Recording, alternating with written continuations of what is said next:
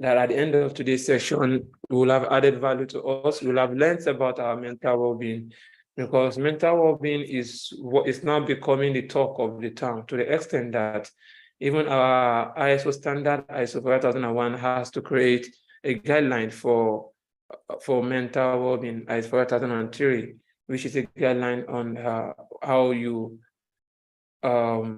create guidance for mental well-being in the workplace, to tell us that's become a very important topic. We are undergoing so many activities happening now in the world of today. We are undergoing so many transformation in the 21st century, so many things we want to achieve in the best possible minimum time.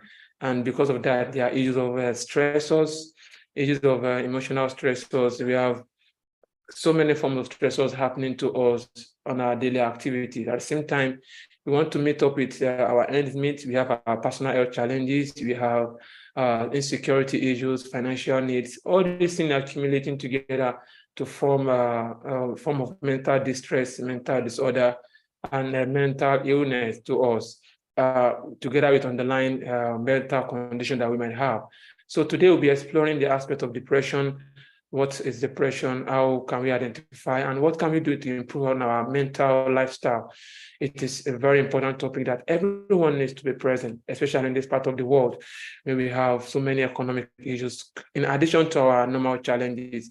That is why it's been said that 1 out of 4 persons is suffering from a form of mental illness or the other, meaning that we are, how many years? We are 33. So there's possibility that at least 8 persons to 9 persons is suffering from a form of mental illness that we need to talk about and be aware, because awareness is key. It is when you are aware of something that is when you'll be able to objectively look into it and see how to address it. So we have today one of our very youngster who is very agile, very active, and very future-oriented and focused in our purchase of our future career. And we are very glad to have her with us. Her name is I saw her some minutes ago. Let me go through. I can see one of the Arkansas. I can see that our family is here to celebrate her and to hear her speak. Yes, Mercy Adesua Arkansas. She is right here with us. I can see Mr. Isaac also, Mr. Silvano, Mr. James. Thank you so much, everyone, for joining us. So I'll be inviting on the podium our wonderful lady, our youngster, who we are all anticipating to hear her speak and to learn from her. I'll be calling on the podium the person of Miss Adesua Akenisi, Mercy Akenisi. Over to you, Adesua. Let's hear from you. You are now the co-host, so you can share your screen and let us see you spark. Thank you.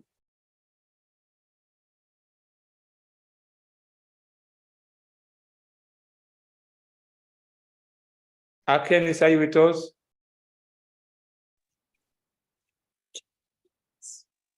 Good evening, sir. Good evening. You can continue now. Okay, sir. Thank you, sir. Sir, please, I see my screen.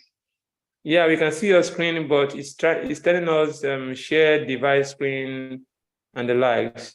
It is, yeah. Now we can see your slide on mental well-being now.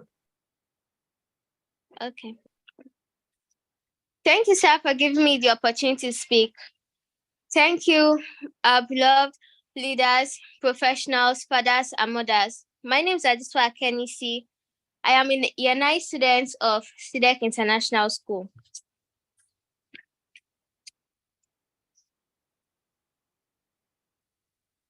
Today, I'll be treating on mental well-being. But being the fact that mental well-being is a wild topic, my focus will be on depression.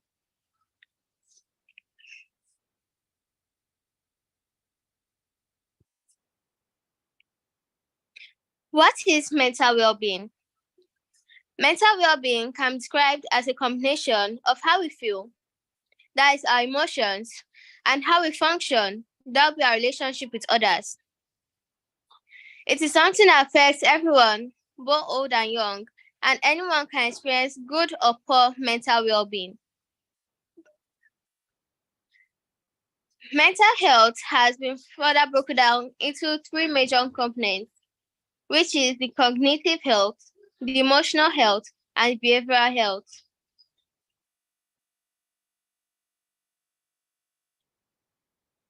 Cognitive health.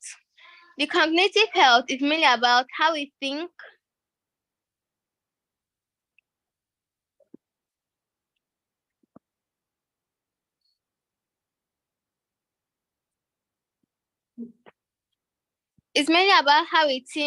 learn, and remember. It is among the overall aspects of the brain health. Let's take, for instance, we have Mr. A, B, and C going for a conference meeting. After the meeting, you realize that Mr. A remembers everything in the conference meeting clearly. Mr. B doesn't remember that much, and Mr. C, nothing at all. Emotional health. Emotional health is about how we think and feel.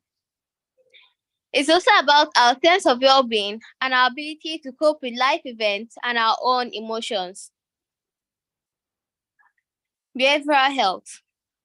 This includes our emotions and behaviors that affect our overall well-being. Stressors. But before I go into types of stressors, I'd like to define stressors. Stressors in psychology refers to a situation or event that causes us to feel stressed.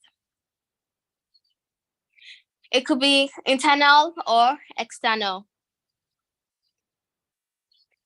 Let's take, for instance, we have Mr. Wali blowing a balloon. While Mr. Wali is blowing a balloon, you may realize that Mr. Wali's mouth is hurting him. Why is his mouth hurting him? It's because of the action of him blowing air into the balloon.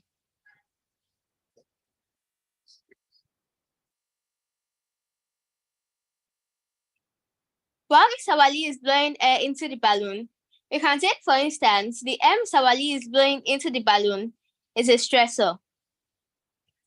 While Mr. Wali is blowing air into the balloon, it will get to a point whereby the balloon will pop or burst. That stage is called the burnout stage.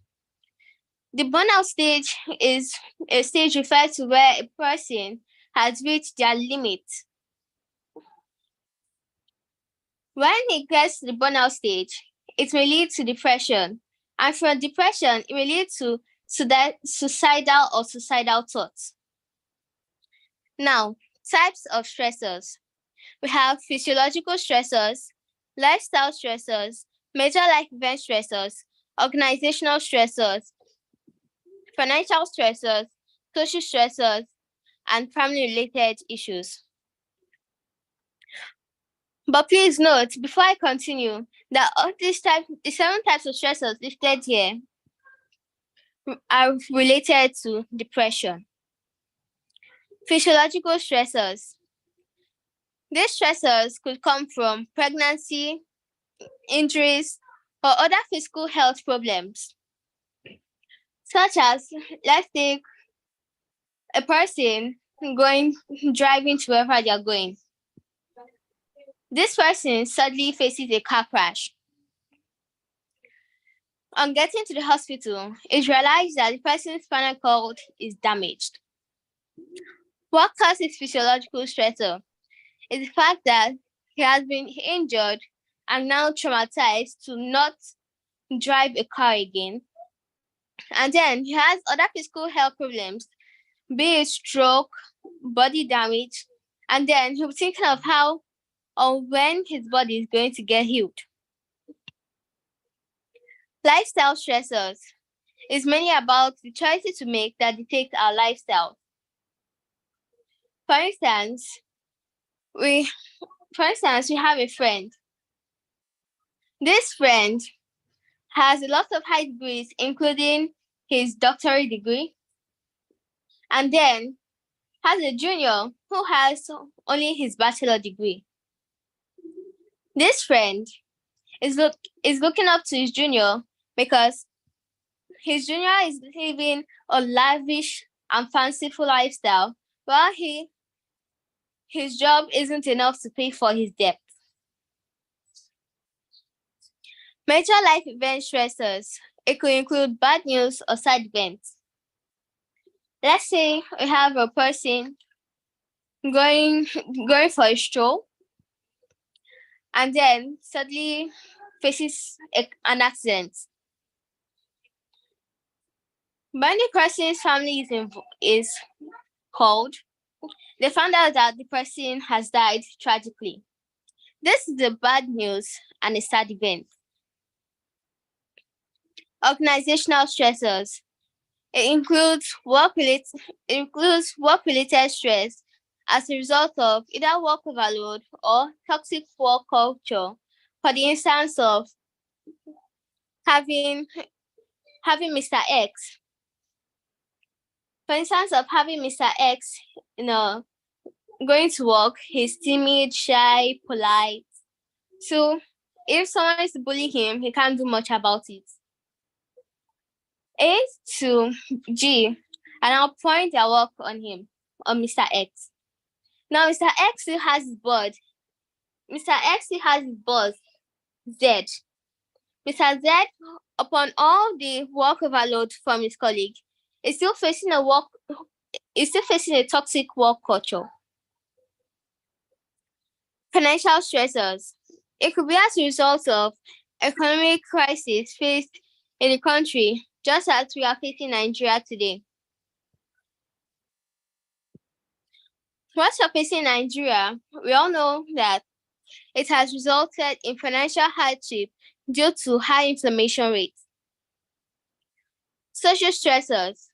This could be as a result of social expectations such as marriage,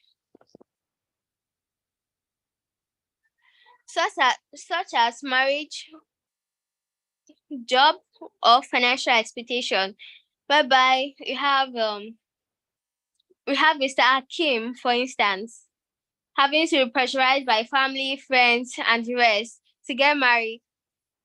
Or we have a person who is looking for a job other than the age of 18, still jobless. Or maybe someone else who has a very low paying job and then looking up to others who have higher paying jobs than his. Due to that, he will lack contentment and then go to steal.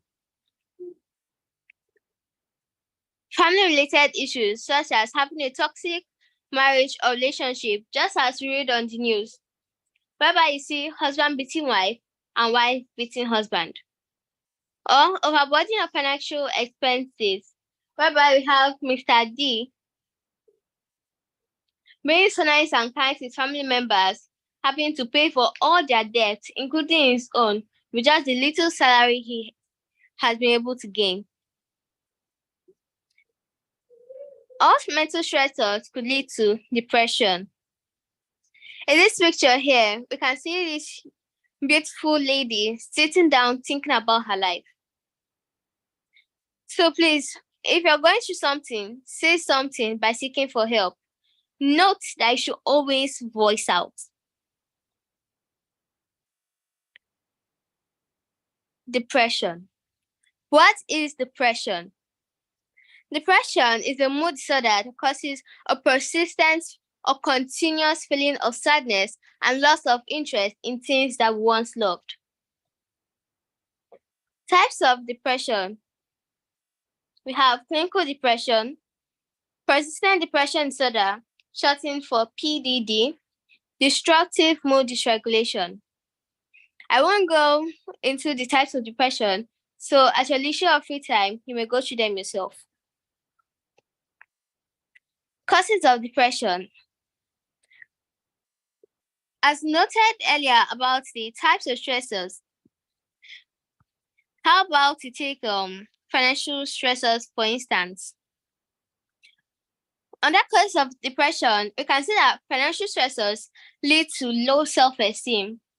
In the case being that a person with a low-paying job doesn't have so much pride or self-esteem in himself because he can't get what he wants at the time he needs it.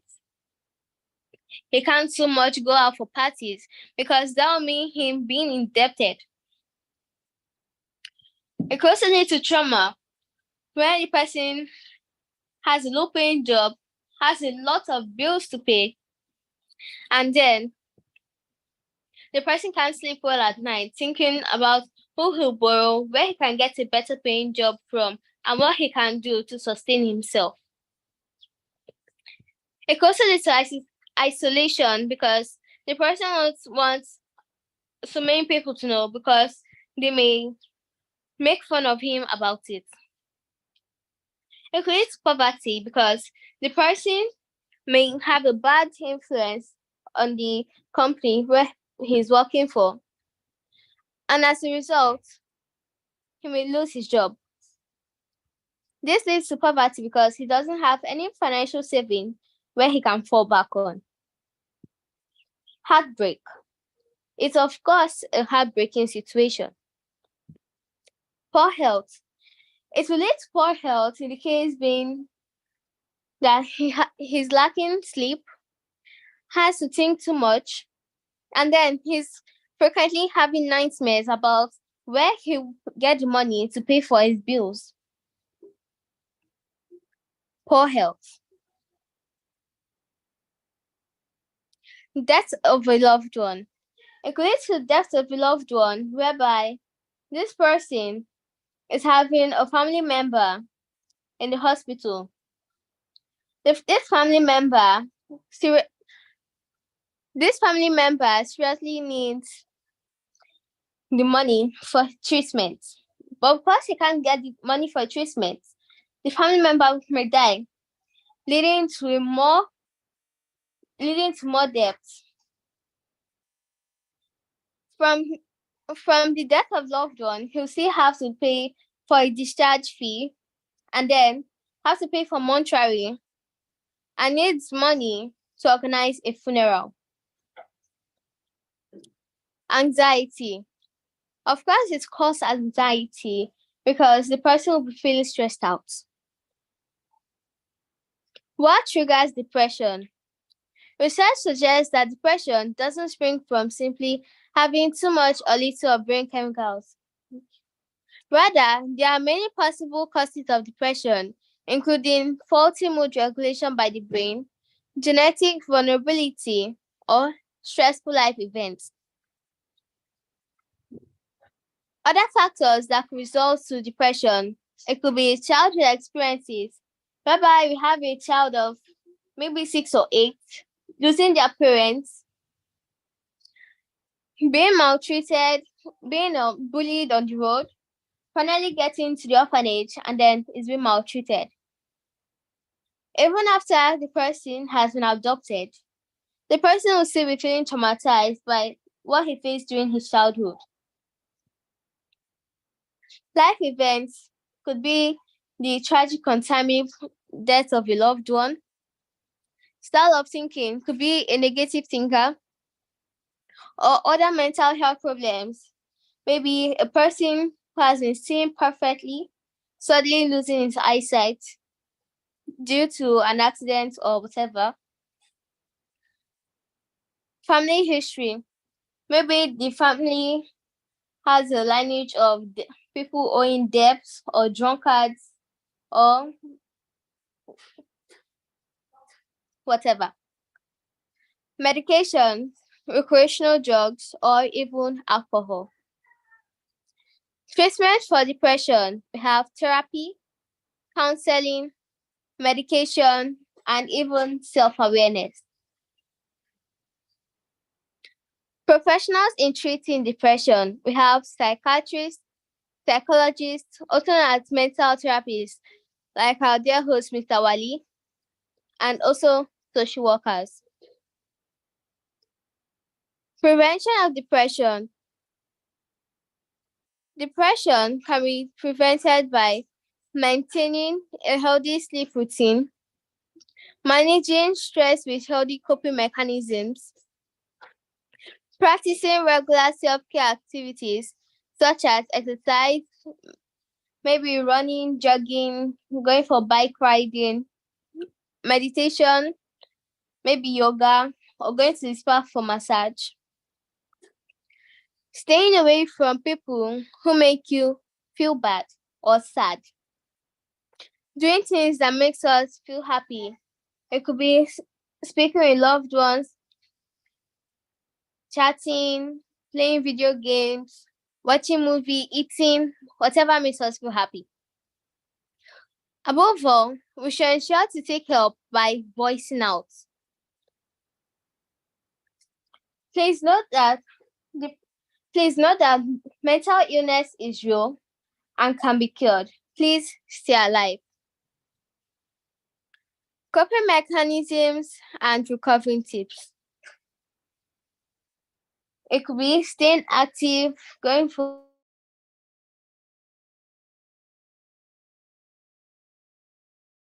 you.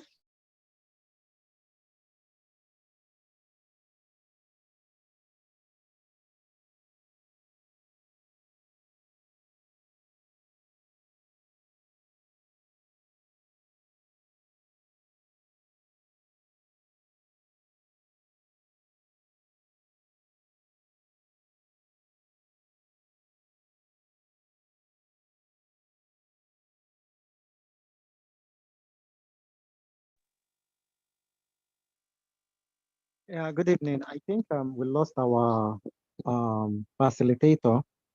So while we are trying to wait for her to rejoin, please kindly let's exercise some patience. So hope I'm audible. Yeah, you are, okay. Yeah, good. So in nutshell, what she's just trying to take us through is on mental health. And I think, sorry, she's trying to take us through mental health. And based on research, it should be noted that currently in the world, most of us in the working class age are really going through one or two or three form of mental health. Because based on research, about 95% of the workforce are currently going through severe mental health issue. It isn't until when you are being diagnosed that you are mental disorder before it is to be noted that you are mentally ill. Because mental illness is not just about being permanently or temporarily mentally having a mental disorder in the sense that when you've been diagnosed by a psychiatrist, mental illness has of different stages of the different stages of conception of mental illness.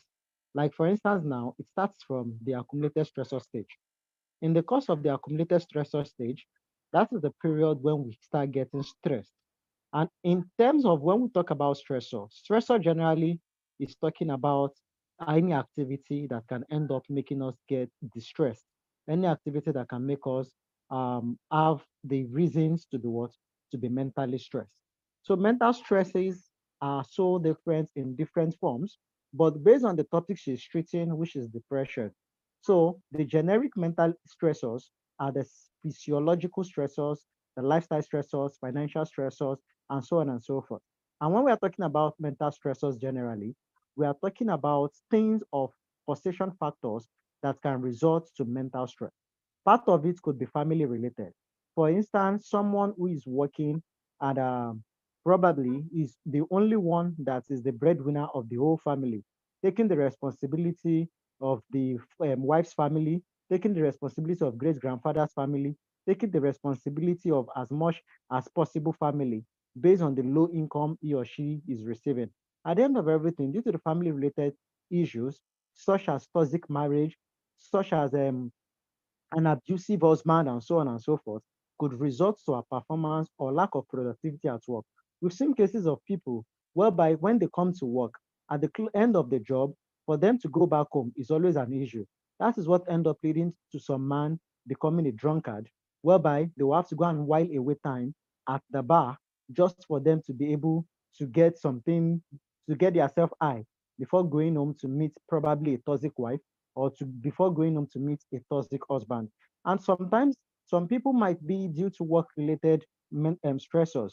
When we talk about the work-related stressors, could be as a result of having a boss who is form of bullying us, a boss who gives unrealistic tasks, a boss who is not appreciative, a boss who doesn't see your strengths, a boss, all what he sees is your weaknesses and always condemning you, looking for ways to nail you, looking for ways to give you DFE query, and if possible, just make life so difficult. So with this kind of situation, we see people when they are going to work, they always feel like as if the world is coming to an end. But at the point of when they are leaving, that's when they will start being able to breathe.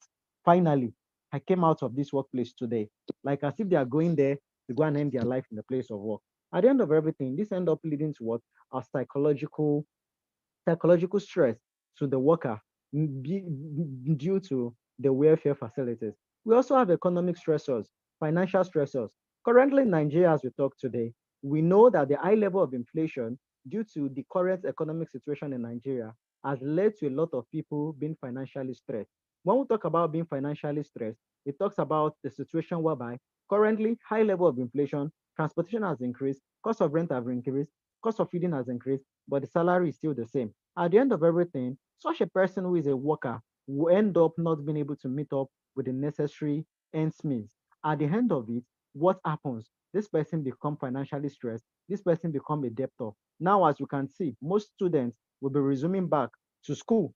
House rent is there, school fee is there, a lot of things like that can end up leading to mental stress, which end up leading to someone getting to think, can we see that with these few examples I've given, it's not really necessarily mean that it is until when you are someone who could not even realize what you are doing or being diagnosed of mental disorder before we could say you have poor mental health. Aside that, it could be as a result of social implications. For a very good example that our speaker gave, Miss Adesua, which she gave earlier, would end up realizing that in this kind of situation, a lot of people are really going through issues due to social expectations. Social expectation in the form that people giving you an age range, an age gap when you need to get married. For instance, they will say, you're already 30, you're already 40, your mates are married, I need to carry your kids, I need to carry your this. At the end of everything, putting the person on unnecessary stress. I have a case study of something that happened in one of our situation at the workplace, whereby a colleague, they were fighting, and at the end of everything, a colleague insulted a colleague, saying that this person, you are not yet married, your age mates are already married, your this are already married. And this thing gets on the person, whereby the person is mentally stressed and currently hospitalized. So with the look of things, some things like that, based on social expectation, can end up resulting to mental stress. So looking at it, when these accumulated stressors are gathered over time, as we know, our body system has a limitation to how it could endure or absorb mental stressors. And when we talk about accumulation of mental stressors, it's just like a case or instance Miss Adesua gave earlier, which she talked using an example of a balloon. Now, if you have a balloon and you keep blowing air into that balloon, blowing air into the balloon, blowing air into the balloon, it will get to a stage that the balloon will not be able to accommodate more air anymore. But the only thing the balloon will be able to do is to what? To burst.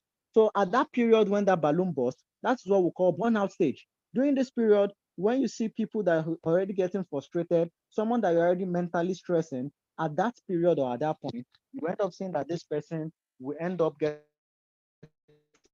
to a stage whereby the person will start doing what we call transfer of aggression.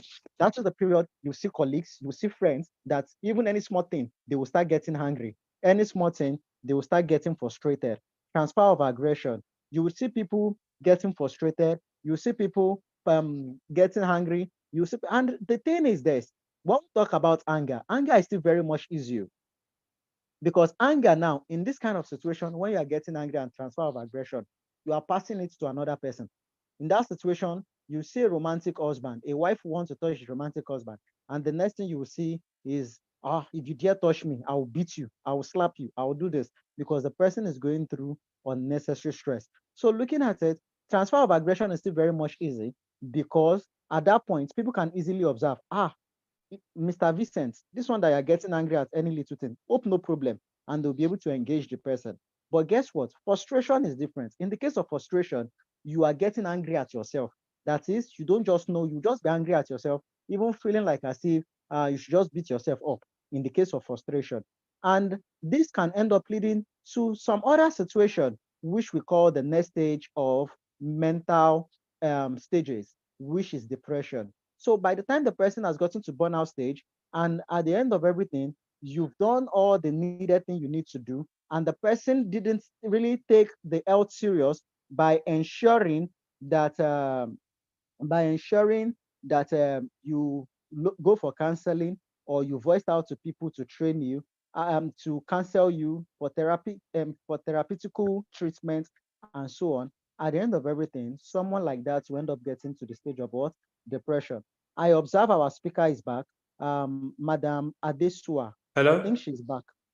Madam Adesua is back, and I think our host too is back I too. can't hear anything again. What's happening?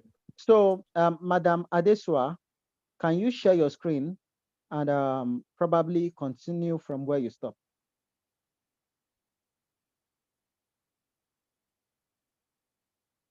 Miss Adesua, am I audible, please? Yes, I can hear you. I'm trying. Yes, you are. Was there any issue? Hello, Akim. Was there any issue? Yeah, network logged her out, and I think you too, network logged you out too. So, but she's Let me- about sharing this thing. So while we are waiting for our facilitator to Hello, share Akim. her, I can hear you. Can you hear me? Yes. Was there any challenge? Yeah, network logged her out. Okay. So, do you want to say something? Yeah, I've been engaging them already, but she's trying to reshare Okay. back. So Okay. while we are Okay. You can go on. to reshare, so as I was saying about the stages of mental health, which I've mentioned earlier about the accumulated stressors, the burnout stage, and the depression stage. So at the stage of the depression stage, this is the period when someone starts thinking. Now she's back. So when she's done, probably we'll round up from depression stage and take it to the end of what the mental stages are. So Madam Adesua, are you ready? Yes, sir. Okay, so you can continue from where you stopped. I think you are currently talking about, start from type of stressor. Maybe most of us missed that. I'm sorry for the network issue. Yeah, it's understood. We are all in Nigeria, so we understand. So What do you mean? What do you mean? You mean there are no network issues in other countries? I've gone to Zoom meetings where they have network issues there too. Stop, and denegate my country. What do you mean? You can go on, you can go on at this one. One love.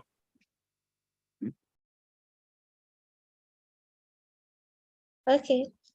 Staying connected to others who encourage us and makes us feel happy. Setting goals, maybe daily, monthly, yearly, however. Engaging in activities that we enjoy and make us feel good. It could be eating, talking with loved ones, watching a movie, whatever makes us feel happy. Please, let's turn around negative thinking. And then note that mental illness is real, can be cured. Please stay alive. Are there any questions? yeah, thank you so much, Mr. Adesua. Mr. Waliula, you have the floor. Or should I round up with what I was saying? Please do, please do. Okay. But before you round up, please. Thank you so much, Mr. Adesua. That was a wonderful presentation. Even regarding the fact that there were network glitches and the sudden changes that happened, you were trying to log in, you were trying to join and you could not join through the system, you had to use your phone, and now you're using your laptop again. It shows that, yes, you're also practicing mental well-being, because at that point, I know you'll be stressed. There will have been so much tension happening around you, and you're still able to comport yourself and still deliver. That is an aspect of mental well-being when we talk about coping techniques. So like we said, our focus is on depression, and we are glad that you did justice to the topic, and we are happy. Please, on the comment section, please let us appreciate her. It's not quite easy having a youngster to come and deliver this topic to us. Please let us appreciate her in the comment section. Let us appreciate that was a wonderful presentation. And I'll call on Mr. Hakim to complete on his part before we round up and we go to the question and answer section. Thank you so much, Mr. Adesua. So Mr. Hakim, over to you. Yeah, thank you so much, Mr. Waliula, for still calling me back to continue. And before I move on, I will still say a very wonderful thank you to Ms. Adesua, because to be candid with you, what she just did, she's in year 9, as we said, and she really did a wonderful presentation, because even some of us who are adults, we are still scared to even talk to 1 or 2 people, come to talk of taking a bold step of even addressing over 45 people on the platform. So Miss Adesua, well done. It's very insightful. I really learned a lot. Even my book is here. How I wish you should see my jotter, so that you'll be able to see what I've taken note of. So going on with what I was saying earlier, when I said this thing, and I will also say thank you to Mr. Waliula for catching them young, because it's really a nice platform for catching them young, and it's a means of encouragement to start training or giving room for our wonderful youngsters to start building the next generational future. So this is just what we call sustainability. So that's part about it. Sorry, Hakim. Sorry, I want to add something. If we call the our professionals to come and talk, to come and present, and they are not ready to present, then you call the young ones that are ready. Yeah, so that is how it goes. Thank you. Exactly. Let me attack them. She really did a superb job. She really did a superb job. I'm really happy that I am part of this Zoom webinar to also learn. Also, I was very surprised when I first saw the poster. So that a young girl coming to train us, but it's really amazing that she really delivered. It's really a wonderful presentation. So now looking at it, as I said earlier, when we are talking about the stages of wow, I think our school is also here, because I could also see SEDEC International School. They are proud of her. So thank you so much, SEDEC International School, for giving the support to your wonderful students. We all in the HSC world are also proud of her. She's really amazing. She's really amazing. So as I was saying, I said, looking at it, we made mention of stages of mental health, which I made mention about the accumulated stressors, which led to the burnout stage, and the burnout stage, which I said end up leading to the what? The stage of depression. So at the stage of this depression, it is expected of you to voice out and go for necessary counseling. Based as Madam Miss Adesua has earlier said, she said we can visit for counseling, social workers, mental therapists, just like Mr. Waliula, who is also a mental therapist and a consultant. So we can reach out to them to voice out confidentiality, and they will be able to guide us on the best technique to get out of the depression. But unfortunately, if most of us couldn't undergo or undergo this necessary treatment, and we keep letting this depression pile up, it will end up start leading to isolation, whereby you start isolating yourself from people. You would always want to be lonely, and depression will end up leading to 2 stages. It leads to either acute stress disorder, or it leads to the other stage. So when we're talking about the acute stress disorder, this is the period when you start seeing people start having migraine. You just be having sudden migraine, whereby headache, you use Panadol, you use paracetamol, you use every possible drug, the headache will not leave you. You start having period whereby people start having high BP, high blood pressure, whereby you start having people having shock, whereby if they mention their name, the next thing you start seeing them shivering, just like calling Waliu, and the person like shock, like as if something really happened. At the end of everything, when this is not being well managed, it ends up growing to PTSD, which is what we call the post-traumatic stress disorder. At this stage of post-traumatic stress disorder, that is the stage where we start seeing people slumming, whereby you see people driving and all of a sudden they will hear a brake or they will hear a horn, and at the end of everything, they will just slump. Or people in the office, they will just rest their head on the table, they will slump. This is the period or stage where you start seeing people having stroke. This is the period when you see someone will just wake up, will just sleep and will not wake up anymore just because of what? Post-traumatic stress disorder.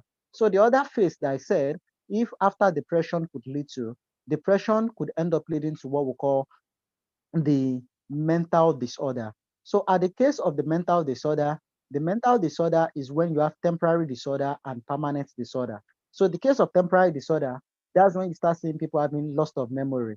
In this case, you see someone, for instance, you see the person yesterday, you greet the person, play with the person, laugh with the person, and the next day you meet the person, and the person will be like, it's been a long time that I've seen you. You have to start reminding the person that we saw yesterday. This is the color of the clothes you wore. This is the dish you wore. At that stage, this person is already having loss of memory.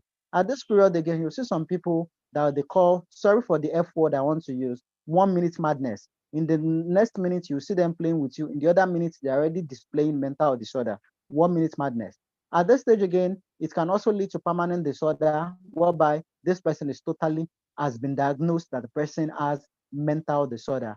At this stage or at this situation, it is expected of us to take this person to a psychiatric hospital for necessary treatment by specialists who are the psychiatrists.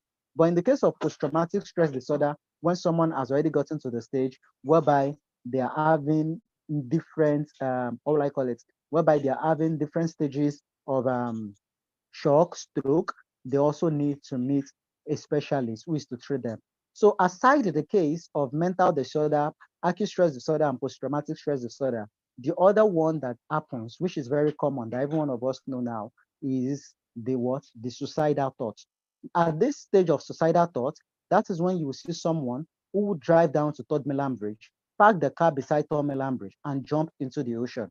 At this stage, that is when you see someone will go into the market where they are selling, what do I call it? Where they are selling carpentry materials. The person did not see hammer to buy or anything to buy, but just went there to go and buy rope, just to hang his yourself and to die.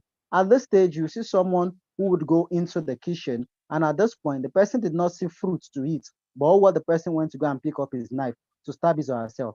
At those points, you see someone going to the supermarket. The person does not see beverages, yogurt to buy, but go there to go and get sniper to buy and drink. So mental health, mental stress is very, very real. It is not until when you tear your clothes or when you are being diagnosed that you have mental disorder before you have poor mental health.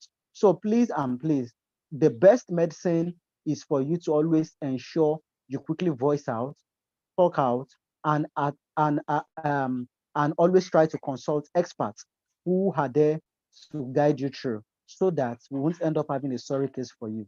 Everybody, and as I repeat, everybody living in Nigeria, it is expected of us that we should always, at least in a month or two, or even probably at most biannually, that is every 6 months, we should always visit a mental specialist, because even what is happening in the country alone is making every one of us turn to a what?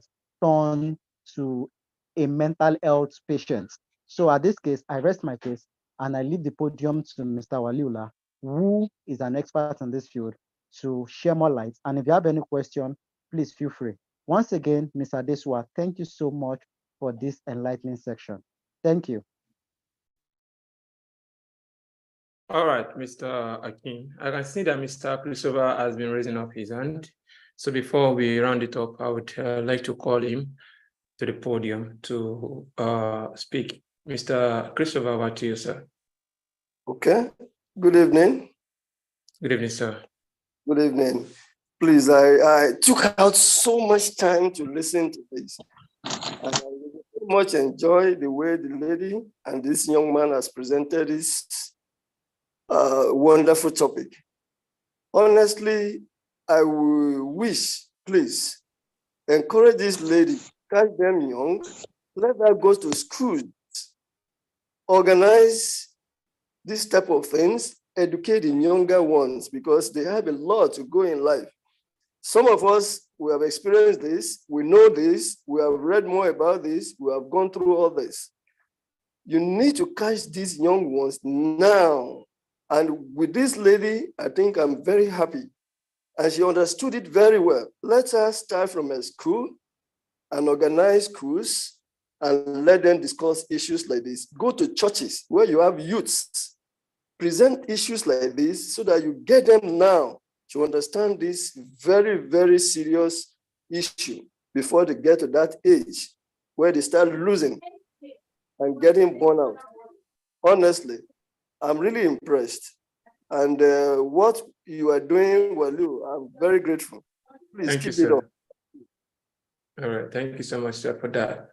To add to what he has said, in the 21st century, we are in the world that we have now. We are in a situation where we want to get things done faster at a very minimal time, and that has led to issue of burnout. The more tedious an organization is, the more complex the activities is, the more stress that workers become. And that has made the issue of mental well-being a very important topic.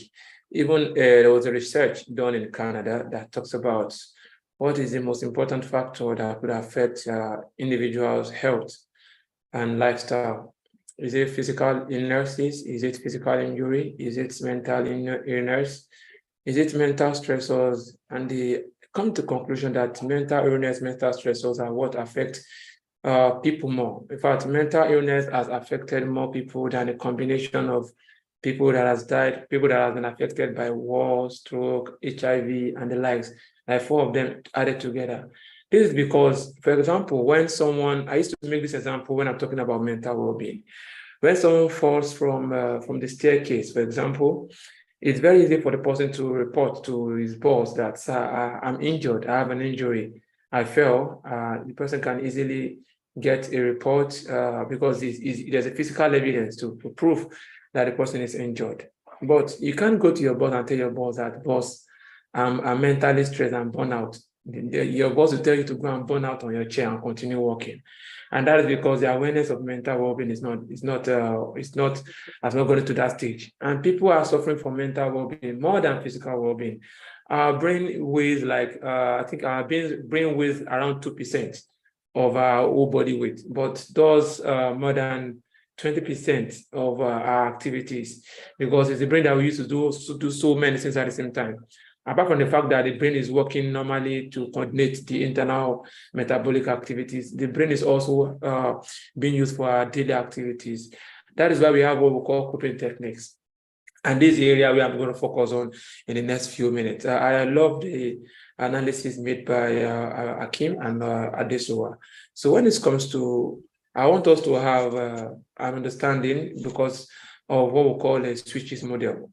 Some of us might not know what a switches model is. Let me see if I can go online and see a picture of switches model that I can quickly use for this my brief explanation before we call it a day. So please, if you are the one, please kindly mute. If you are the one, please kindly mute. Sorry, Mr. Walila, before you Yes. move on, while I was going through the comment. Hello, Mr. Waliu. Can a question be asked at this time? Yeah, well, we have a session for question and answer, sir. We will still call so question and answer. Okay, please. I would just like to ask a question. Thank you. Okay, no problem, sir. No problem, sir. Akim. So in the comments, I think I saw something from Mr. Timothy writing what is educational level. So I don't know what educational level is. So if possible, she can answer that. I don't know if Mr. Timothy has a reason for asking. I've not. I would check that. I don't know what the question is anyway, but I will check it as you said. Because your voice was fluctuating, but I would try. I'm trying to download something now, so I can use this for my explanation here. Yeah, I can hear you much more better now. So in the comment section, I saw a post by Mr. Timothy. Mr. Timothy, who was asking for what is our educational level, Mr. Timothy Koroma or something. So yeah, level 9. So she's a year 9 student, Mr. Timothy, year 9 student. That is SS3, simply put, SS3, final year in the secondary school. Sorry, sir, that's GSS3. Okay, GS3, sorry. Sorry, GS3. Wow, that's wonderful. My mind has been in 6 years primary 3. Sorry. Sorry. That is just a studio, not as a studio. Please pardon me. So you can see that she's a very young girl to have delivered excellently a girl of GSS theory. Yeah. The excellent performance. Yeah, thank you so much, sir. Yeah. Thank you so much, sir. So now, please confirm that you can see my screen briefly. I have to go to download this. Please confirm that you can see my screen briefly. Yes, we can see it. Yes, So, it's clear. So I can see your when screen briefly. Yeah, thank you so Clearly, much. rather. Yeah, thank you very much, sir. So if we look at this, let me try to annotate here. Let me use my spotlight. If you look at this drawing from this left-hand side where we have the hazards, we are just using the diagram mainly, not actually the words. This is what we call the switches model, because in the switches model, it talks about barriers, the barriers that have been put to prevent a particular hazard from escalating till it gets to a stage of an accident. So that is basically what switches models talks about. So in between the hazard and the accident, we have barriers that have been put in place. The barriers are the various control measures, and the barriers can also form of what we call barrier analysis under risk management, because mental health, mental well-being, mental illness is also a form of risk when it comes to health risk. So in between these, in these barriers, such as same as we have it in our cheese that we buy, there are loopholes. The loopholes are the deficiencies in the control measures. So the principle of switches model is that you don't have a situation whereby there will be a hole. You can have deficiencies around, maybe in this particular barrier, first barrier, barrier 1, even be some deficiencies, barrier 2 deficiencies, like that, loopholes. So now you don't want a situation whereby there will be a hole that will allow a rope or a straight line in which the hazard will be able to get to the last stage where it will become an accident. So we are trying to prevent that particular kind of occurrence. So when it comes to mental well-being, these hazards are our various causes of stressors. Like we said earlier, we have various types of stressors. We have the physical stressors.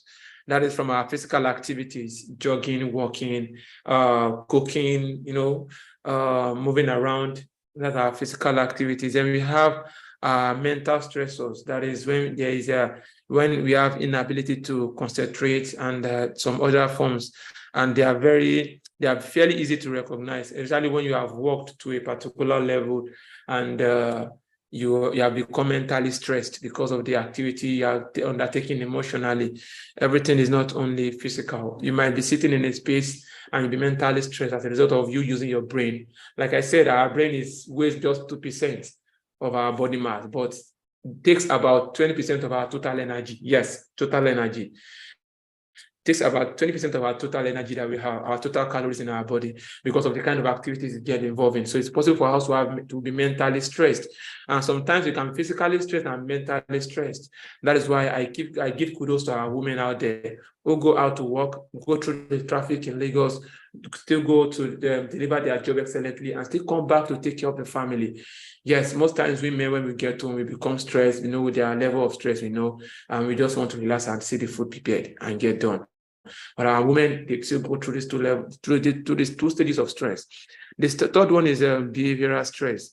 That is when you try to isolate yourself, and it's somehow difficult to diagnose. Behavioral stress is indicated by a change in your typical habits. Like you start seeing that you start changing the way you eat, your sleeping pattern, and you start avoiding some people, avoiding some kind of things. For example, maybe you live in a house where your landlord is giving you stress, or your landlady is giving you stress. That's the form of stress. You're trying to avoid them. You trying to avoid them is a kind of stress because it takes energy to avoid people. So that is behavioral stress. And we also have emotional stress, which is has to do with your mood. Changing mood. You just wake up sometime and you feel moody. You just don't want to do anything. You get. So we have different level of stress. So at this point, the stressors, when we talk about stressors, are the things that lead to stress. And we have so many stressors: financial issues, economic issues, health issues. Some people are stressed from their health. I remember then when I was diagnosed with glaucoma, that I had glaucoma. it was really something that then I was so tense, like, hey, glaucoma, my eyes. And I was like, that's fear. Sometimes people die of fear than the actual cause of their death. When they hear that someone is going to die, a lot of people they die of that fear than what actually wants to kill them.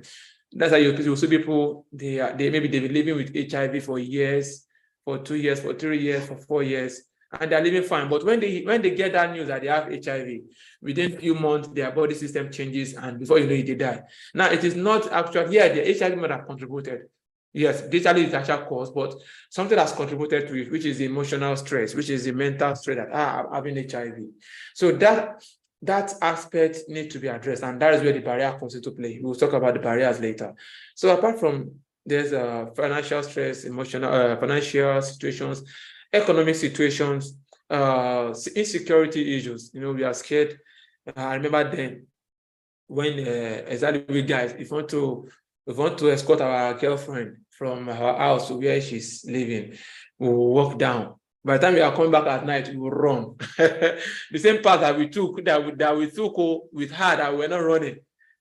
But when we are coming back, we are now running. It's still the same path. It's still the same time period.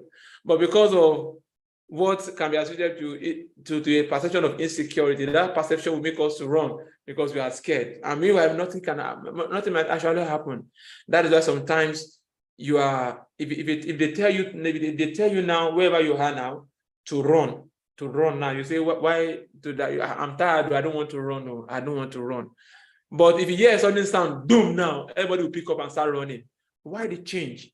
It is issue of stress. So there are some kind of triggers that makes us to make some decisions. We'll still go into that maybe some other time. Those are deeper part of mental well-being class. So what I'm trying to say is that there are different forms of stressors that leads to stress. So being able to identify these stressors is very important. And inability to identify these stressors and they accumulate together, we graduate to the issue of anxiety, issue of anger. That's how you see especially fathers. You come back from work, from a stressful day, and they get home and they are angry. They are angry for no reason. You just touch them, they are angry. And I love the example being identified by Adesua when he talks about balloon. You keep blowing balloon, you keep blowing it to a stage where it bursts out because of accumulation of stressors. You're unable to address the stressors and you keep accumulating it. That's why they will tell you, when people are fighting, they will tell you, no, it's not what this person did that is causing the fight. There are some underlying things that have happened in the past that has accumulated together and has now led to the fight. So there's accumulation of stressors we combine together to lead to issue of anxiety disorders, issue of anger, issue of anger, anxiety, majorly anxiety disorders, issue of anxiety, issue of fear, and some mental health issues. Then if you are not able to address that is from another stage, and it graduates and you continue to live without addressing it, it graduates to another stage that now talks about burnout. When you become completely burnout, when you start forgetting things, you start having some kind of, I forgot the name they call it, when people forget things easily. Who can remind me of that term when people forget things easily? Anemia. Yeah, thank you, anemia. Thank you very much for that, my dear. Amnesia. Yeah, thank you very much. That anemia of blood.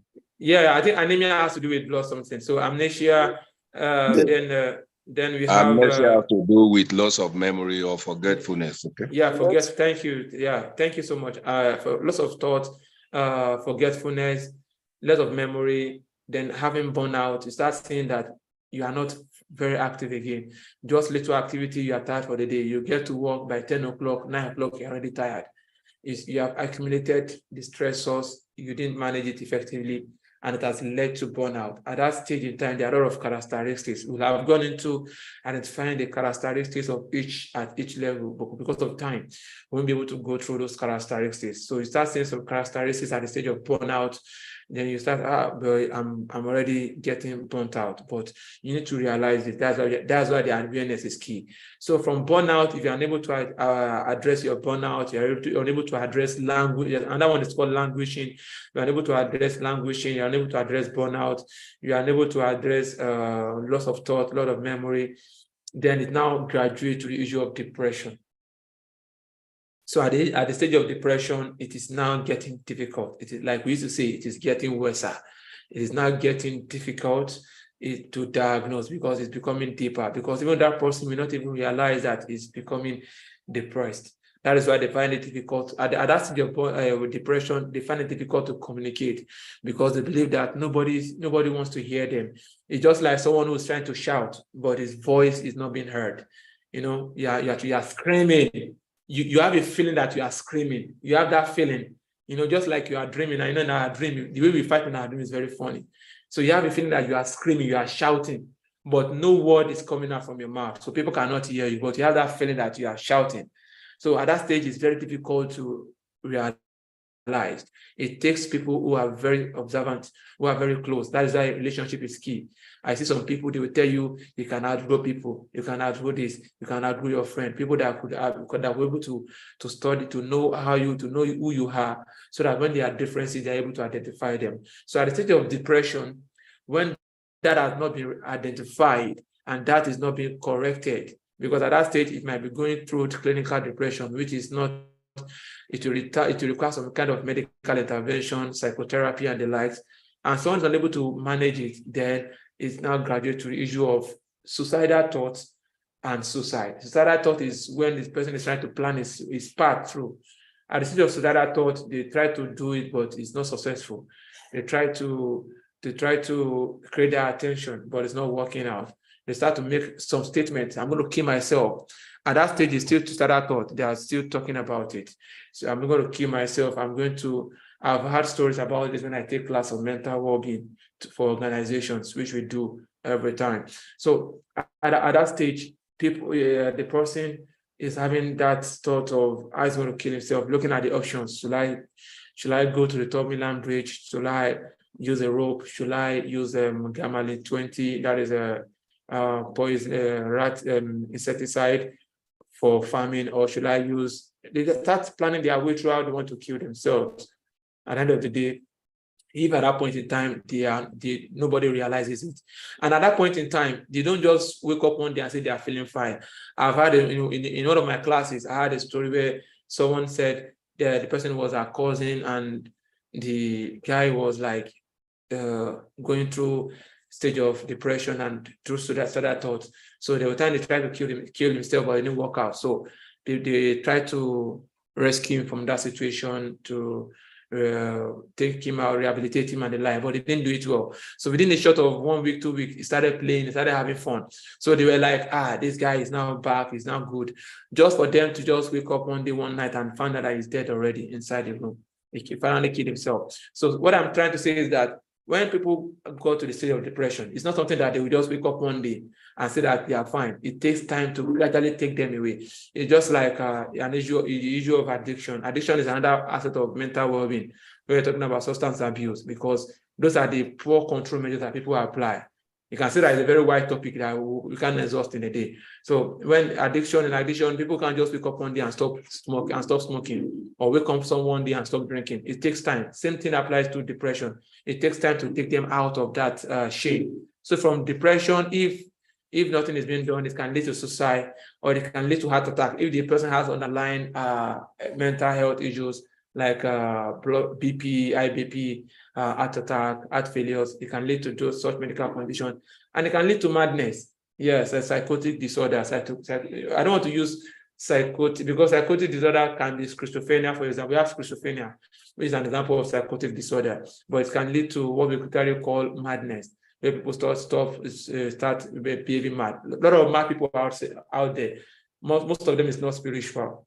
Most of them, as a result of life challenges that they're unable to address, nobody's there to listen to them, and from there it affects their brain, and they run mad and they go off to the street.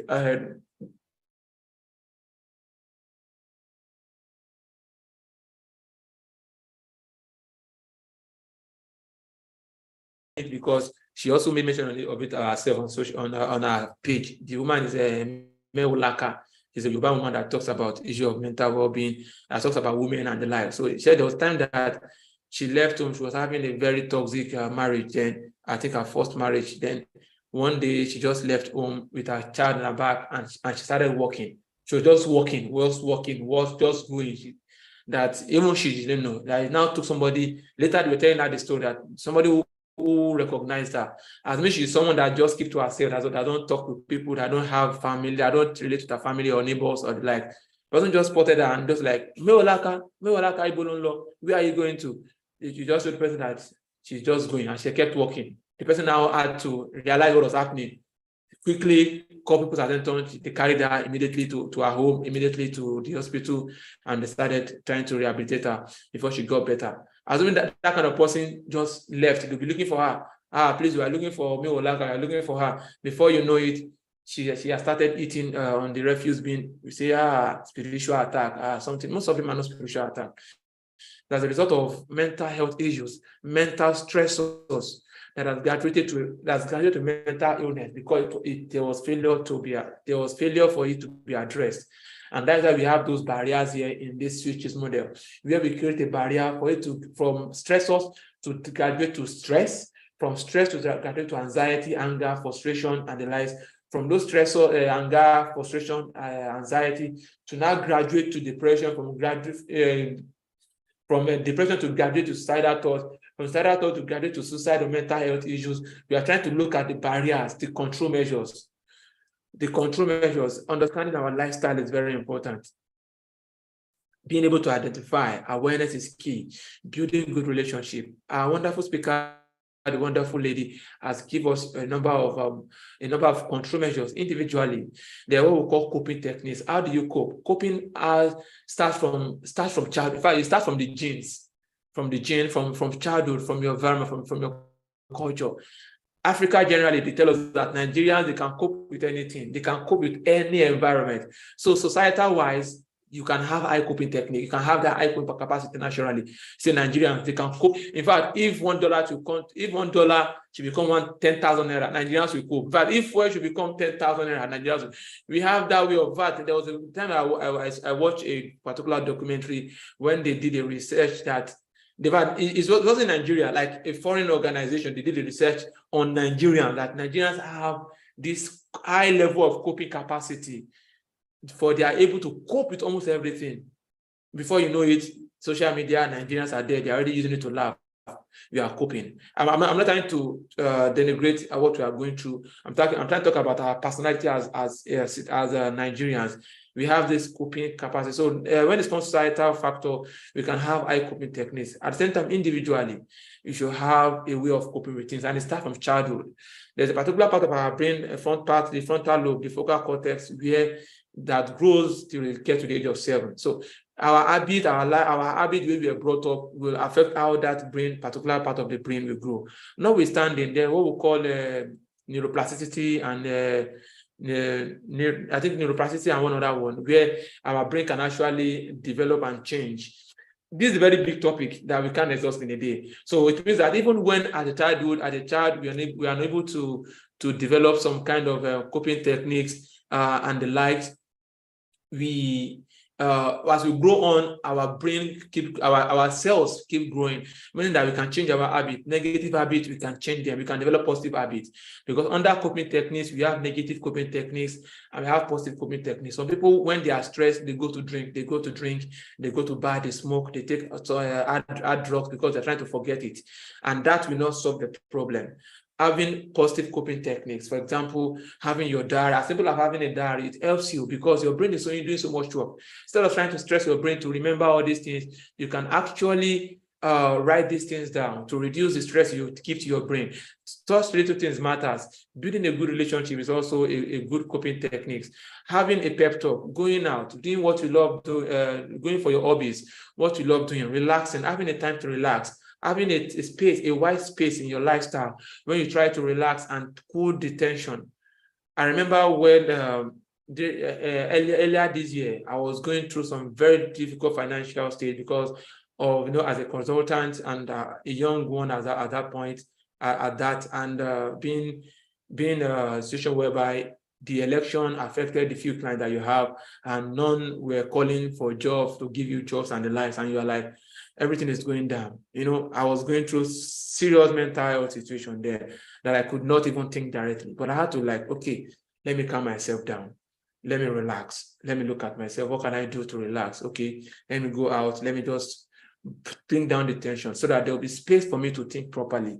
If not for God and some other coping techniques that I applied and was able to bring down the tension, maybe by now I will have just given up on everything. So what I'm trying to say is that there's no way there won't be stressors. You always ask a challenge or the other. Ability to realize them and apply a coping techniques, positive coping techniques. Drinking, smoking, womanizing, taking out drugs will not take away those things. By the time you drink and your eyes clear, you still come back to the problem. You're having issues with your wife, with your landlord, with your family. Instead of avoiding them, you can't keep avoiding them for life. Come back and address it. That is the positive coping technique. Build relationship. Look out for balancing. Check your lifestyle. What is my lifestyle? What does my lifestyle portray about me? Be positive about things. Always be truthful. It puts your mind at risk. They can't kill you, even if they will. They can't even kill you, because at the end of the day, you solve it and build and continue living. But some people ask me some question. What if this person that you are trying to address the issue with is not ready to address the issue? Then when you've tried to an extent, then you can now talk about avoiding, but there must be justification for it. The most important thing is to build good relationship. It's very important.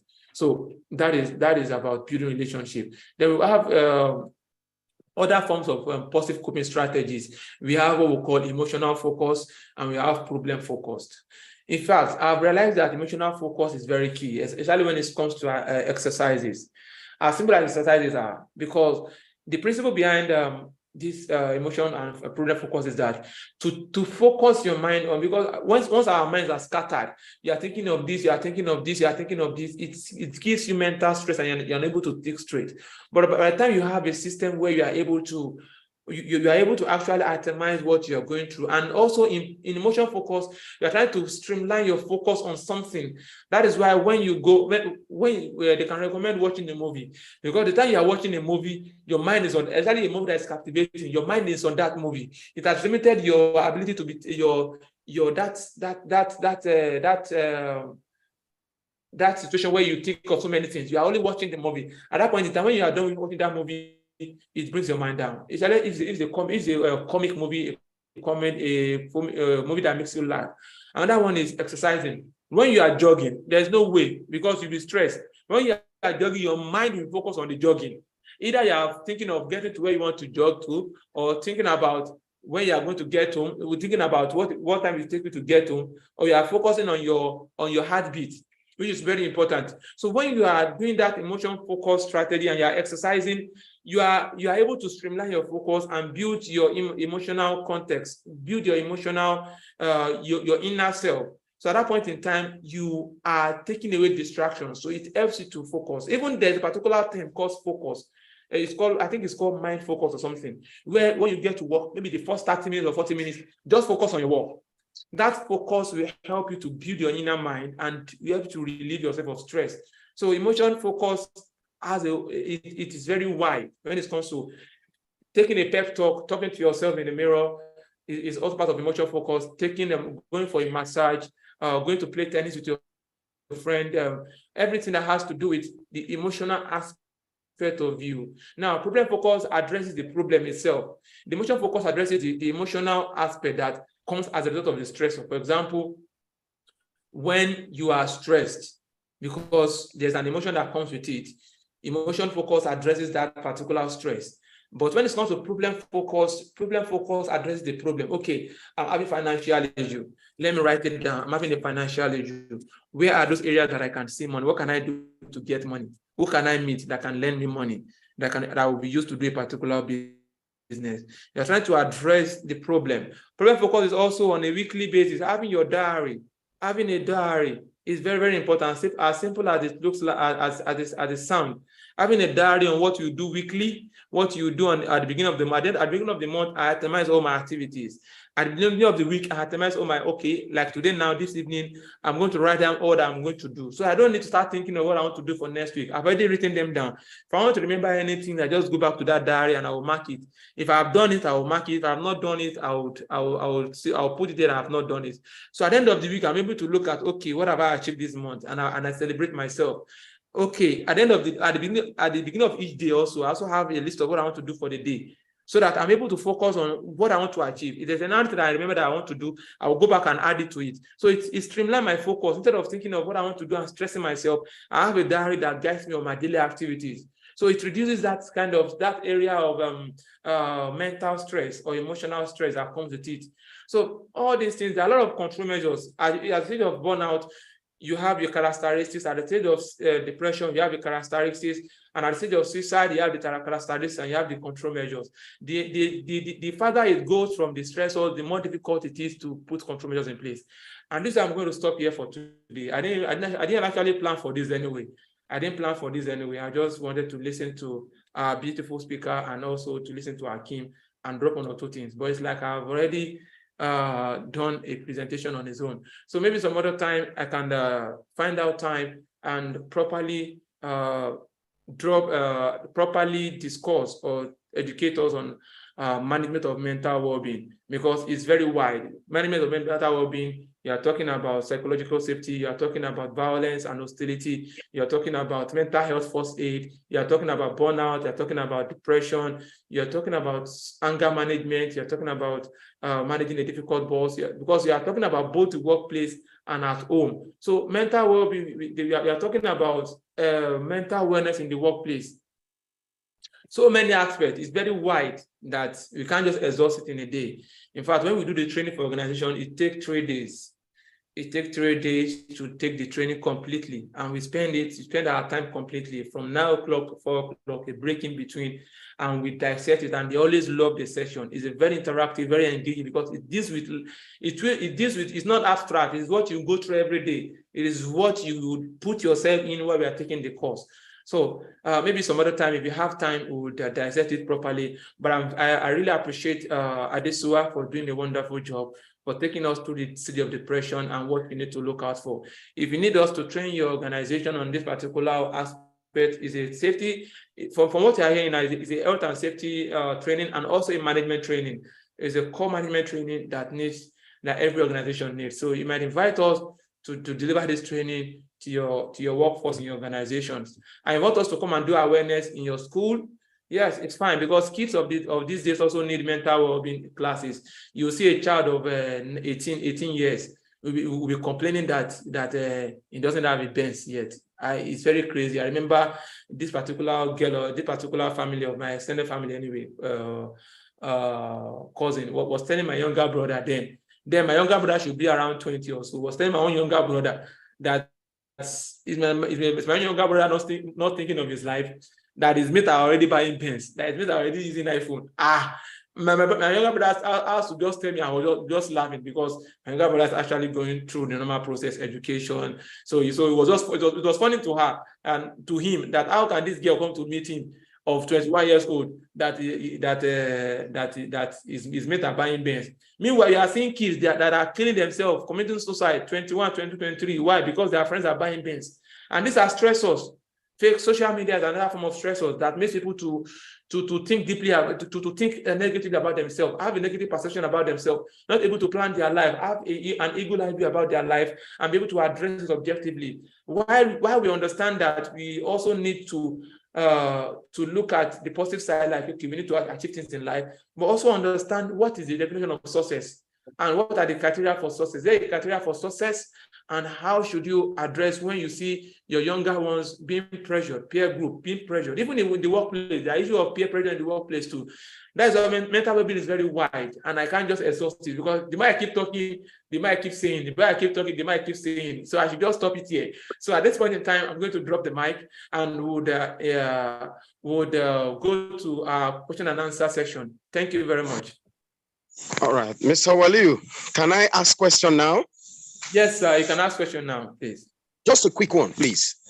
In line with your teaching, you made mention of, you talked on workplace depression. So the question I want to ask concerning workplace depression is, you give an example of when you have a stressful boss, always picking on your negative sides, making things difficult, stressing you. Sometimes some words released makes you to be depressed and all that.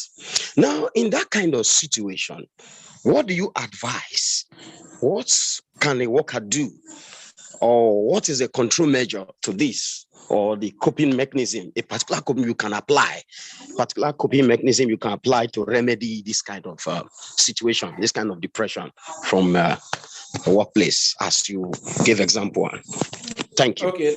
If I can hear you well, if the workplace is a toxic workplace, right, and there's a kind of maybe wrong use of words and the likes, how can the worker address it? So it's a very difficult one, especially if you are the receiving end, when you don't have when you are not a part of the top management. It's very difficult for you to address. And the reason is that it takes top management. If the top management understand the negative consequences of a toxic workplace, how it affects productivity, how it can lead to loss of productive workforce, leading to increasing cost of workers' retention, cost of interviewing new workers and employing new workers. If they know the negative implication of having a toxic culture, they would take a very swift action to address it by having their own policy and commitment to anti-hostility and violence policy, which addresses the various issues that could come up from that aspect of it. Because truly, it is two ways. From the workplace, someone can be working in the toxic workplace and it will transfer their aggression to the family when it gets home, which also extend that like that and continue to extend. Imagine someone leaves home, gets angry. Someone leaves the workplace, gets angry to the wife, unnecessarily because of a toxic workplace. Then the wife transfers the aggression. The wife transfers the aggression to the kids. The kids transfer the aggression to his friend. The friend transfers the aggression to his mother, and they start going like that. That's why we need to break the chain. So, and it happens the other way too. The man gets angry as a result of something that happened at home, transfer the aggression to his subordinate. The subordinate transfer the aggression to his colleague. It continues to transfer that way. But at management level, when there's a policy that addresses hostility and that addresses violence, it talks about their commitment and the various forms of hostility that could occur and the control measures, which includes having a strict policy that tells them that a violent workplace, a violence approach, and hostile behavior will not be addressed, will not be accepted in the workplace. And give examples when someone does that. They give that strict example by cautioning the person and giving a penalty for the person who tries to create an hostile environment. But when it happens to a worker, the worker has the option to, and if it's continuous, when something happens once, it might be maybe as a result of maybe the person that actually did that. Maybe the person is also, like I said, it can be transferred. Maybe the person is also going through some mental health situation, maybe stress or burnout or anger management issue.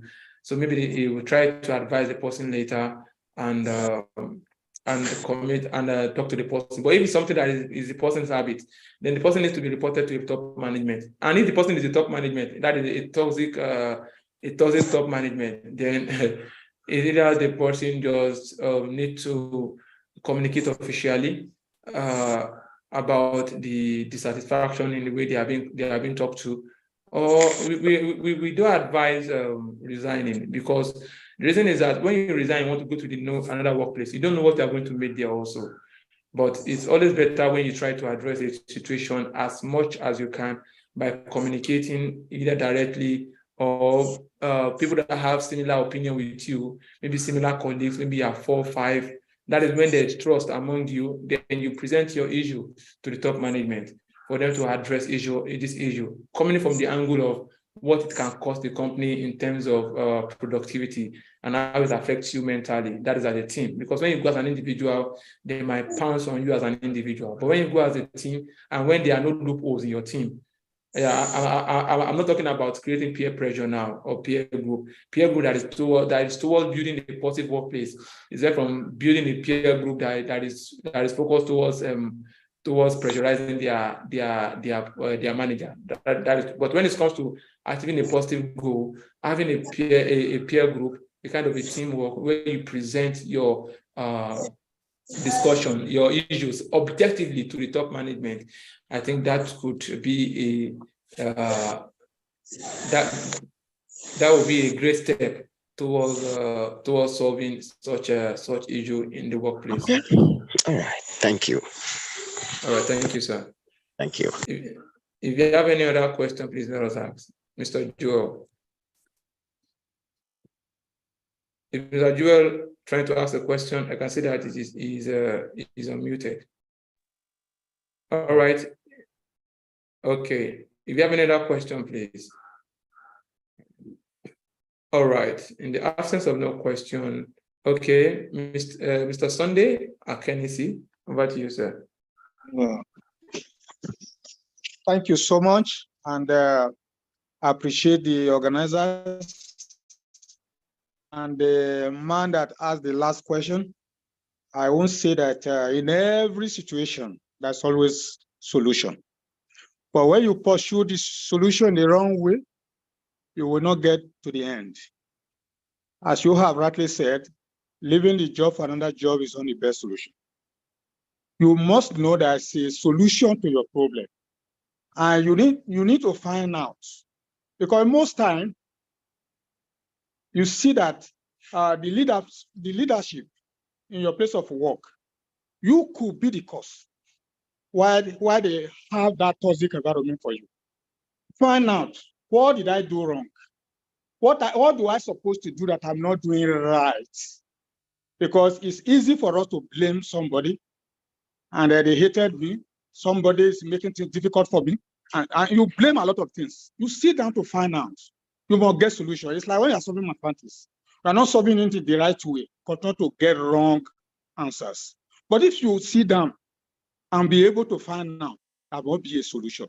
So that is my advice for you. So I would, in fact, want more similar, lectures on this topic in the future time. I appreciate everybody that present this evening. I gain a lot from this discussion. Thank everybody.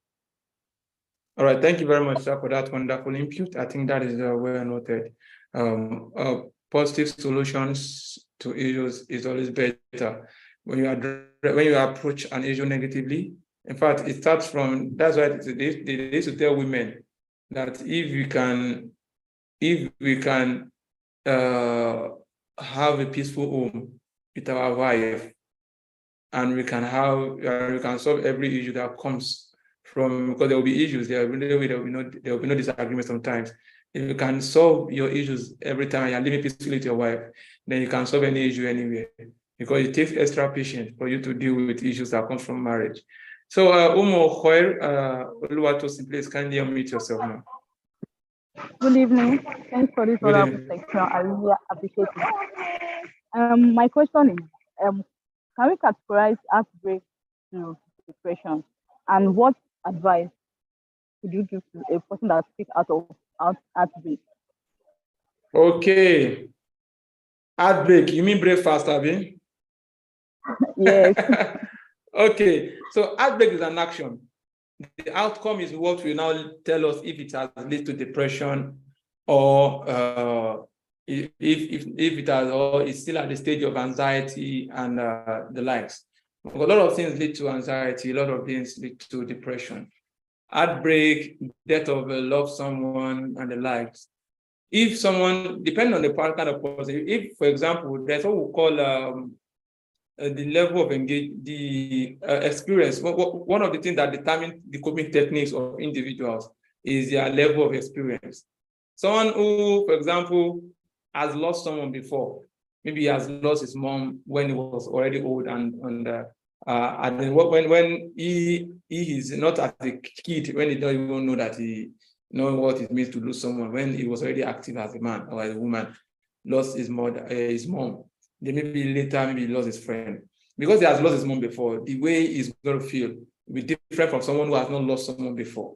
So experience matters. So breakfast, when someone is used to breakfast, when someone is used to breakfast, that he has been eating breakfast left and right, left, up, right, and center, and is used to it, that kind of person might not have actually go deeper, feel it more than someone who experienced breakfast for the first time. So you can't categorize it as depression, but you need to know the coping techniques of that person. It varies. It's not a general answer. Someone can get heartbreak. I've seen a guy, I think it went viral then. It was a colleague then in school. But then it was mass communication. I was in chemical engineering. He committed suicide. But he did a video of himself taking the Gamalin 20 and he posted it online on social media. And I know this guy. And I think then he was even the president of mass comm then in school when I was in school. I won't mention the school or the year so that I might not know the person I'm talking about. So that kind of person, why? Because his girlfriend broke up with him. That is a heartbreak, but he could not handle it. And you have some people that would get up breakfast, they will shop breakfast, have heartbreak, and the next day they might be pretending anyway, but within 1 week they are already living their life. So depending on so many factors before you can conclude if it leads to depression. What is more important is the symptoms you see. By the time the person continues to cry continuously, the person continues to be, the person doesn't take care. Now, those are the symptoms you look out for. So I have to go into those symptoms. The person doesn't take life seriously again, isn't concerned about his future again. The person doesn't dress again. Like the person, someone that used to dress, that dress up very well, nice outfit, nice dress, now doesn't make his hair, just go to work and come back from work. This person it's not the same. Someone that used to, once it's break time like this, you already see him in the schooler, already eating. But you now see him, you just sit down one place, moody, his shoulder down. There are postures that when you start talking about postures, his shoulder will be down, his hair will be down most of the time. Not that down like crying. Even when he's walking, you see the face of depression in him. There's a way in the face of someone with depression, there's a way they look. Yeah, this person is going through depression. Or someone is always active, is always agile, is always disturbing the whole office. Start becoming quiet, just want to stay alone. Then you start seeing that, okay, this person is going through some stages of depression that needs to be addressed. And when you go to meet them, they will tell you it's nothing. It's nothing. Don't worry, I'm fine. But by the time you go to meet them quietly and you tell them to take a deep breath and ask them, what is the problem? The first thing they will do is that they will burst into tears first. At that point in time, that bursting of tears is a form of relief to be able to talk because their mind is so occupied with what they are going through. So you can't give a generic answer that heartbreak will lead to depression. Heartbreak is not depression. Heartbreak is an action that will lead to depression if not properly managed. Hope that answers the question. Yes, sir. Thank you very much. You're welcome. Hope they didn't give you breakfast like this. No, sir. I actually saw a comment on Twitter, and then I helped the person out that you should engage in activities, blah blah blah. So I was just asking, probably I've misled the person or guided in the right way. All right, that's good. All right, that's good. So next person, I can see Mr. Isaac Oluwafemi Akinpelu. Over to you, sir. Yeah, Mr. Ali Adegoke, I thank you, and I thank the young lady for the job well done. So concerning the stressors and the coping mechanisms. So then and I also appreciate the second to the last speaker. It is not every stressor that is bad. There is what we call positive stressors, and there is negative stressors, because without stressors, we may not be able to attain or achieve or sustain a level of success. We still need stressors to push us into that. But regarding what the second to the last speaker have said, so he has done justice to that there is need to evaluate the work environment. There is need also to evaluate oneself. For instance, somebody who is a laggard or somebody who gallivants in a place of work, such an one or individual will elicit toxic relationship from supervisors that is diligent, that is hardworking. And I pray and plead that a class like this will also be slated in for people also to gain and to benefit while you are still discussing social intelligence and emotional intelligence in order to address some of these things. And those of us that are aware, we might be able to serve as counselors, motivators, or when we see an individual being maladjusted in order to give the corrective measure. Thank you very much. Thank you so much, Mr. Isaac. I really appreciate that. So talking about positive stressors, yes, we have positive stressors and negative stressors, and it's the number of positive things that happen in our life that comes with stress.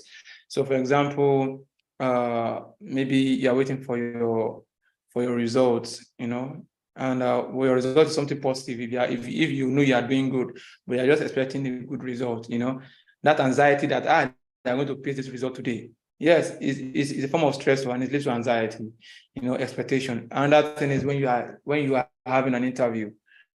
You know, when you're having an interview, there's a way your body your body positions, your stress. Sometimes you observe that when you're in an interview, you want to urinate. When you are waiting for your result, or your exam is about to start, you want to urinate. Another one is marriage. You know, preparing for marriage, anticipating marriage is a form of stressor. You know, building a house, you know, your new home is a form of stressor. So we have positive stressors. So having a child also, the stress of having a child, but the outcome is always is always positive. So those are examples of going for holidays, taking a vacation, moving around. You know, these are examples of positive stressors, and it's most times conforms under physical form of stress or our daily activities and form of our achievements. So thank you, sir, for that very wonderful input. I can see Mr. Wilson or Aripo. Over to you, sir. God bless you, Ambassador Waliu, Adegoke, and the family, everybody here. Thank you for what you've done. Wonderful presentation, wonderful analysis. Been listening carefully, and it's good to note. And I like the questions asked from the young people and the rest of the team. It's good. Stress is part of life, and we need stress to actually succeed, like Mr. Isaac said earlier on. The positive stressors are the ones you refer to as new stress. The new stress, and the ones that are negative stressors are the ones that you refer to as distress. You know, distress is what you try to avoid, anything that will take to the point of being distressed. New stress are the ones that help you to achieve pressure, that helps to achieve results. Very, very important. But I think the main thing for me is if this message always, if it goes around to corporate bodies, you know, that incident, this other man brought up is very germane. At times you have bosses who don't know anything about managing stress, and they can vent it on just anybody. And I like this other contribution that says it's you who should learn to handle yourself first. You know, the truth is that how do you work in a very volatile or toxic environment and still come out tops? I believe that at every environment we find ourselves is a point where we need to train ourselves. The better you get with what you're doing, I'm sure the less stressful the place will be. I know there are environments that no matter what you do, the people have got terrible attitudes, etc. Your life is very important. That's why these kind of classes and lessons are good to know how to handle issues. There's no one size fits all. Yes, it's not good to work out of your job. But hey, if it's getting so much and continuously, I keep telling people, nobody wants to go to a company where the incident rates are very high. You want to check out the kind of place you're working. If it's so much so that you can't make a report to anybody, the top boss is not ready to change. We know these kind of situations as it were. You know, I think it's high time you began to understand that you work around yourself. Don't leave a job when you have another one. That's what I want to advise. I don't know how much pay will make you stay in a job where you'll be killed eventually. I'll give you an example. Some years ago, a young man working in a very big company came to work late. You know, he was already stressed coming to work late. He ran to the office. And as he got to the office to apologize, of course, he was coming all apologetic. His upline manager, immediate manager, screamed at him from afar while he was even coming in. And he came, he practically knelt down. I'm sorry, sir. You know, I'm never late. But let me tell you what happened. I don't want to hear what you are saying, Mr. Lagbaja, whatever his name was. Before I listen to you, my friend, I've been getting calls. Customers are waiting for us. Pick that truck. Go make your deliveries. When you come back, we can talk about it. The guy was trying to explain. He says, and he did not want to, he didn't come to work. He came to explain the situation. But the fear of losing his job, the threat, he thought somebody would understand his situation. Okay, he told himself, first, let me take the truck, go deliver the goods somewhere. And when I return, maybe I'll take an excuse and everything. He never came back. He never came back. On that trip, of course, there was an accident. Articulated vehicle fell over a ravine. The young man died. The company lost the goods. It was terrible, you know. But after some, they buried the man. He lost his job. He never came back to that company. Why would you be in a company where you lose your job? Then you lose your life for fear of losing your job. For instance, you know. Now, the thing came up as an issue. Lawyers took it up. And the company had to pay heavily because the facts came out. The man did not sleep throughout the whole night. He was battling with the wife in the hospital who had an issue. The wife, they've been close for so many years together.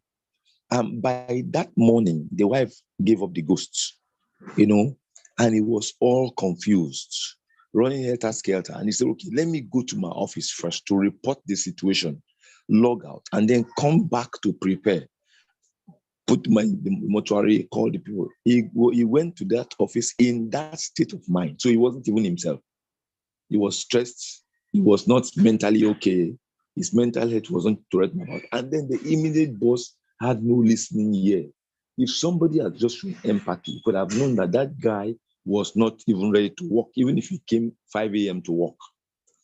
Not every time you come to work, you'll be in a state of mind to work. So bosses and companies must understand that and put it in the agenda or in their policies. You know, so it's good to take it to bosses and let them understand how it is to test people's stress levels. That young man couldn't have died if the immediate or non-toxic boss had listened to him and had the wisdom to say, okay, you can't even drive today. You can't drive in that state of mind. One day I was on the road doing a routine check with the Federal Road Safety, being a special marshal. And one woman drove the car in a manner that, you know, offended the traffic rules. And we stopped there. She was shouting at us standing there. She was in the state of mind. And I said, they say you should park. Please park and step out. She didn't want to wind down. She wound down halfway. Sorry for this story, I'm telling again. Now the friend came from behind and parked and said, that's my friend. And told us she is a lawyer. Showed us her identification. We should please let them go. I said, why? He said, because the friend just lost somebody and they were rushing there. She's not in a state of mind. I said, that's why she can't even drive this car. I insisted. I said, thank God I'm standing as a professional, you know, a safety and good health professional. This woman she's not involved. What you've told us made it worse. Now, I can advise them not to impound the car, but she cannot drive this car beyond this point. Either you take her, because you're not doing her good, put her in your car and drive her to where you are going to, leave the car here, come back and pick it up, or take it to somewhere safe. I advise the road safety not to impound the car. You know, thankfully, I was leading the team and they listened to me. You know, but I told her, you cannot drive this car. We insisted. Probably we saved the life because she didn't move away from that car. After we stopped, our child was in front. A less than 12-year-old child was in front. And I told her the child cannot even sit in the front seat, less than 12 years, must be at the back seat. That was the offense that told me also flagged her. She was driving also roughly. Now, these things are the things that if there's nobody who understands situations around, it could escalate. We detained them until they understood what we were saying about. She became sober and was apologetic. The lawyer drove the car to one side and then carried her in our own car. I think if we have this understanding and pass it on to our environment and everywhere we walk or we go to, we could reduce the incidences or help the system. Thank you very much for the opportunity. God bless you and give you the strength to continue. In Jesus' name. Thank you so much. That was very insightful. That was very detailed. And that was very, very well communicated. Thank you so much, Mr. Wilson. We always love to see you. We always love to have you around. Anytime we see you, physically on events, at events, and physically and online. We are always happy to always have you. Thank you so much for that wonderful input. So, and that will take us to the end of today's section. We are going to draw the curtain now. It's almost a few minutes to 7. We have so many stories like that. We have so many stories that are really heartbreaking, and as a result of poor management of mental well-being in the workplace, which is very, very important. So some other time we'll keep talking about this.